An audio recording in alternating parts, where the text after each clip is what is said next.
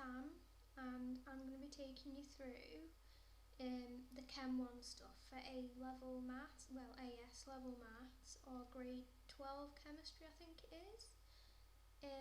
So yeah, first off we're going to start off with some simple definitions for Chem 1, and we'll take it from there basically. So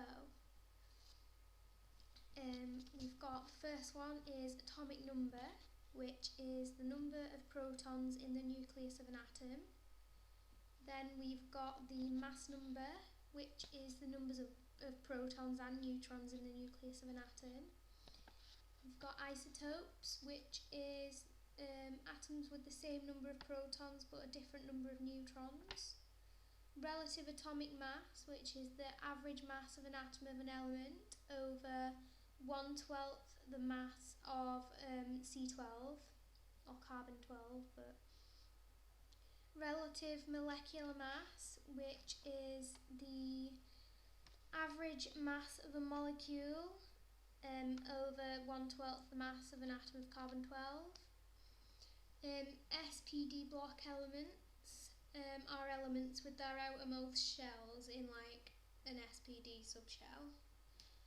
Empirical formula, which is the simplest whole number ratio of each element in a compound. We've got molecular formula, which is the actual number of atoms in each element in a molecule. Electronegativity is the ability of an atom to attract the shared pair of electrons in a covalent bond.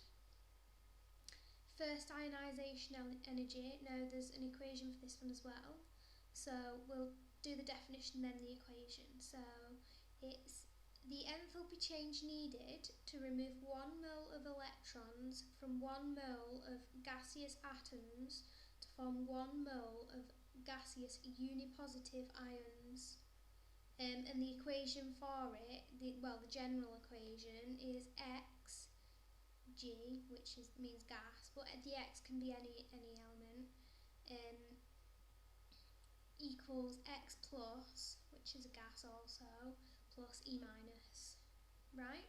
So then we've got ionic bond, which is the electrostatic force of attraction between oppositely charged ions.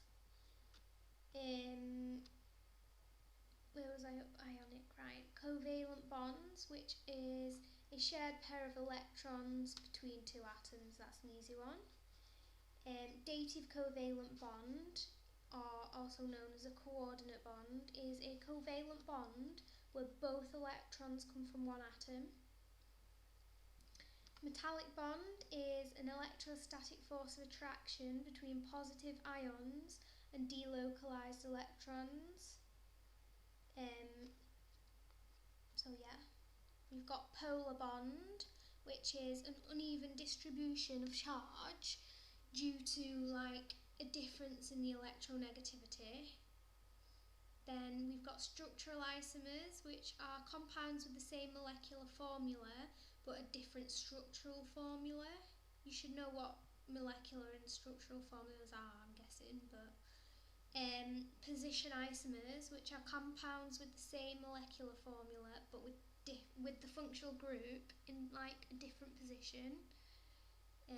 Chain isomers, compounds with the same molecular formula but a different arrangement of the carbon skeletons.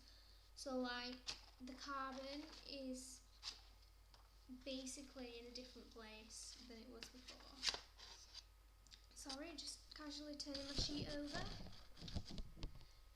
Functional group isomers are compounds with the same molecular formula but the atoms arranged into two different functional groups. Then we've got hydrocarbon, is a molecule that's made up of just carbon and hydrogen. Homologous series is a group of organic molecules with the same general formula, same chemical properties, and they show a gradual change in physical properties, so like that means like the melting point or something. Endothermic reactions, heat's absorbed, the delta H is positive and temperature decreases. Delta is just like represented like a triangle, by the way. Exothermic reaction, heat's given out, delta H is negative, so temperature increases. Atom economy, the mass of desired product, so what you want, over the total mass of reactants times 100. Percentage yield, the actual mass of the product over the maximum theoretical mass of the product times 100. Ionic lattice, or ionic crystal it can be known as, is a regular three-dimensional arrangement of positive and negative ions. Then we've got metallic crystal / lattice is a regular three-dimensional arrangement of positive ions surrounded by delocalized electrons. Then finally we've got simple molecular lattices or simple molecular crystals, and they are a regular three-dimensional arrangement of molecules held together by intermolecular forces. And an example of some of those is like iodine, because that's diatomic, and water. Okay, so that is everything that you need to know, well, the definitions that you need to know for AS chemistry, or 12th grade chemistry if you're in America or Canada. So that's the end of this video. I'll be back with another one, and thank you.